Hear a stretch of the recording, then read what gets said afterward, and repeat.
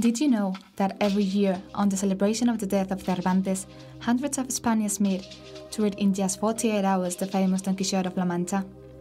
Did you know that in the 17th century, England and Spain had different calendars? Did you know that the 23rd of April is considered the World Book Day because Shakespeare and Cervantes died on that day?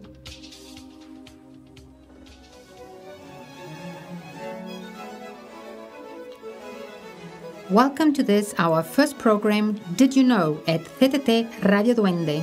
I am Rocío Garralda. And I am Ángela Comeras. Every 2 weeks, we will bring you different subjects of interest of local Spanish flavor. 23rd of April, the day in which our world lost two of the most influential writers, Cervantes and Shakespeare. So here we are, live on air today, more than 400 years later, to remind ourselves of their greatness. And what a better way to start than sharing with all of you information about these two authors. So sit back, relax, and enjoy.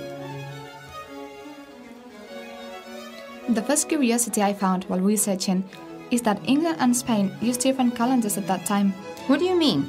Didn't we all use the Gregorian one? Well, it turns out we didn't. In England, they used the Julian one. That's interesting. But does that make any difference? Yes. While Shakespeare died on the 23rd of April by the Julian calendar in use in his own country at that time, actually he died 10 days after Cervantes because of the discrepancy between the two date systems. But at the end of the day, the official date is the 23rd of April.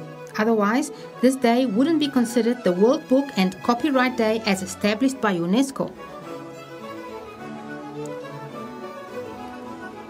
If we wanted to talk about the similarities between these two authors, it would be very easy as they are obvious. For example, we could say that they are literary heroes of their respective nations, or we could say that they were both successful and famous at the beginning of the 17th century for their works. Or we could say that their masterpieces remain immortal to this very day. They even decided to die on the same day. But that is not our intention. Their fame is just too well known, and comparing them would only be minimizing their lives and their heritage. So we have extracted some well-known passages from some of their works for your enjoyment. For those of you who are not familiar with this, don't worry. We will explain them a bit so that you can get the flavor. Rocío, do you remember studying the works of these authors? Yes, I did, but at school. And I was too young to understand the language, so I didn't really like them. Yes, that happened to me too, but after, as an adult, I started reading them and I realized what masterpieces they are. I just love them. That's how I feel as well. So for those of you who are listening to us and haven't given this literature a second chance, we hope that after this program, you will start appreciating them. As we have just told you a few minutes ago, hundreds of people read every year on this day the complete masterpiece Don Quixote in 48 hours. But as this year, the 23rd coincides with Easter, the reading will take place on the 27th. For those of you who will not be able to make it to the Círculo de Bellas Artes in Madrid, here is our contribution. Hold on, Ángela, not so fast. First, we have to tell them about Cervantes and the fragment we have chosen. Otherwise, they may get lost. Okay, so you want to know. Cervantes was born in September of 1547, and he grew up in a time of great changes. He lived during the transition of the Renaissance to the Baroque. Don Quixote is the most representative work of the Baroque times, and the most realistic representation of both idealism and realism. He loved writing poetry, but he didn't consider himself a good poet, so he used to include his poems within his other works, which included theatre.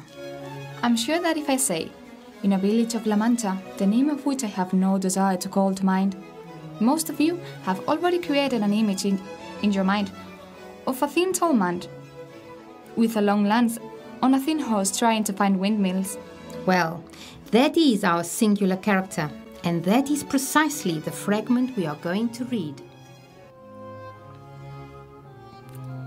At this point, they came inside of 30 or 40 windmills that there are on a plain, and as soon as Don Quixote saw them, he said to his squire, Fortune is arranging matters for us better than what we could have shaped our desires ourselves. For look there, friend Sancho Panza, where 30 or more monstrous giants present themselves, all of whom I mean to engage in battle and slay, and with whose spoil we shall begin to make our fortunes. For this is righteous warfare, and it is God's good service to sweep so evil a breed from off the face of the earth. What giants? Those thou seest there, with the long arms, and some have them nearly 2 leagues long. Look, your worship. What we see there are not giants, but windmills. And what seem to be their arms are the sails that turn by the wind make the millstone go. It's easy to see that thou art not used to this business of adventure. Those are giants, and if thou art afraid, away with thee out of this, and betake thyself to prayer, while I engage them in fierce and unequal combat. So saying, he gave the spur to his steed Rocinante. Heedless of the cries of his esquire, Sancho sent after him, warning him that most certainly they were windmills and not giants he was going to attack. He, however, was so positive that they were giants that he neither heard the cries of Sancho nor perceived, near as he was, what they were, but made at them shouting, "Fly not, cowards and vile beings, for a single knight attacks you!" A slight breeze at this moment sprang up, and the great sails began to move, seeing which Don Quixote exclaimed, "Thou ye flourish more arms than the giant barriers. Ye have to reckon with me." So saying, and commending himself with all his heart to his lady Dulcinea, imploring her to support him in such a peril. With lance in breast, and covered by his buckler, he charged at Rocinante's fullest gallop, and fell upon the first mill that stood in front of him. But as he drove his lance point into the sail, the wind whirled it around with such force that it shivered the lance to pieces, sweeping with it horse and rider, who went rolling over on a plain in a sorry condition. Sancho hastened to his assistance as fast as his ass could go, and when he came up, found him unable to move. With such a shock had Rocinante fallen with him. So, what did you think? Did you like it? Are they not wonderful characters? That's what makes this work an immortal masterpiece. They're characters which are more human than some humans. They grow and evolve as they experience life, just like we do. Yes, and that's why today, hundreds of years after they were created, Quixote and Sancho are still as real as the first day. Did you know that Shakespeare's characters are also known for being very human and have stood the proof of time?